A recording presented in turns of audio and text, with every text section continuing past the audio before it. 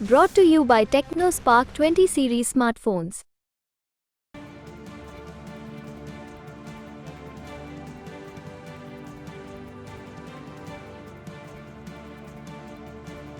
नमस्कार, आप देख रहे हैं दिल्ली तक। मैं हूं आपके साथ अनुराधा तंवर।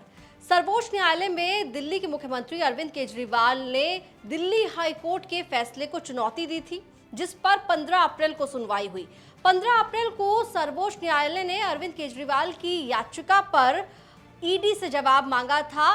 24 अप्रैल तक ईडी की ओर से सर्वोच्च न्यायालय में जवाब दिया गया, जिसमें ईडी की ओर से अरविंद केजरीवाल की याचिका का विरोध किया गया। अरविंद केजरीवाल ने अपनी याचिका में अपनी गिरफ्तारी को चैलेंज किया था, अपनी कस्टडी को चैलेंज किया था। दिल्ली हाई कोर्ट से उन्हें कोई राहत नहीं मिली थी, कोई उन्हें इंतरिम जमानत नहीं मिली थी, जिसके बाद अरविंद केजरीवाल ने सर्वोच्च न्यायालय का रुख किया था और अरविंद केजरीवाल की ही याचिका पर सुप्रीम कोर्ट ने ईडी को 24 अप्रैल तक जवाब दाखिल करने के लिए कहा था।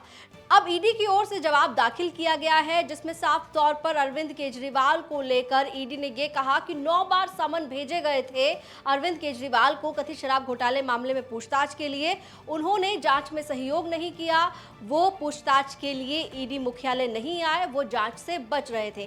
साथ ही जो अरविंद केजरीवाल की ओर से दलील दी जा रही थी कि उन्हें चुनाव प्रचार से रोकने के लिए गिरफ्तार किया गया, उस पर भी ईडी की ओर से जवाब दिया गया है और ये कहा गया है कि कानून सबके लिए एक समान है। कोई कितने भी ऊंचे पद पर क्यों ना बैठा हो, अगर उनके खिलाफ ठोस सबूत हैं तो उन्हें गिरफ्तार किया जाएगा। ईडी की तरफ से यह भी कहा गया कि अरविंद केजरीवाल की गिरफ्तारी दिल्ली हाई कोर्ट से उन्हें राहत नहीं मिलने के बाद की गई थी। अब ईडी के जवाब पर आम आदमी पार्टी की ओर से भी पलटवार किया गया है। आम आदमी पार्टी का रिएक्शन सामने आया है ईडी के रिप्लाई पर। क्या कुछ कहा है आम आदमी पार्टी ने, वो आपको बताते हैं।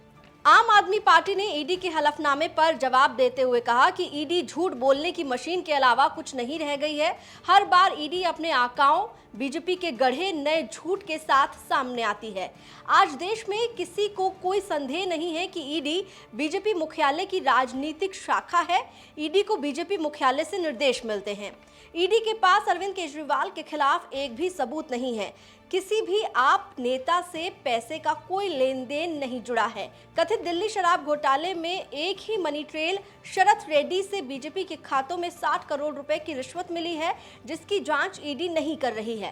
साफ है, ईडी का एक ही मकसद है कि लोकसभा चुनाव खत्म होने से पहले अरविंद केजरीवाल को जेल से बाहर आने से रोकना है। पहले फेज के मतदान के बाद बीजेपी डर से घिर गई है। वो जानते हैं कि अगर अरविंद केजरीवाल लोकसभा चुनाव के बाकी फेज में प्रचार करेंगे तो उनकी हार निश्चित होगी। तो आम आदमी पार्टी ने ईडी के हलफनामे पर जवाब दिया है, जिसमें साफ तौर पर यह कहा गया है कि ईडी अब सिर्फ झूठ बोलने की मशीन बन गई है। ईडी को बीजेपी मुख्यालय से निर्देश मिलते हैं। फिलहाल अरविंद केजरीवाल को खुद ईडी के जवाब पर अपना रिप्लाई सर्वोच्च न्यायालय में फाइल करना है 27 अप्रैल तक, जिसके बाद 29 अप्रैल के बाद सर्वोच्च न्यायालय में अरविंद केजरीवाल के मामले में सुनवाई शुरू होगी। दिल्ली से जुड़े हुए तमाम खबरों के लिए आप देखते रहिए दिल्ली तक।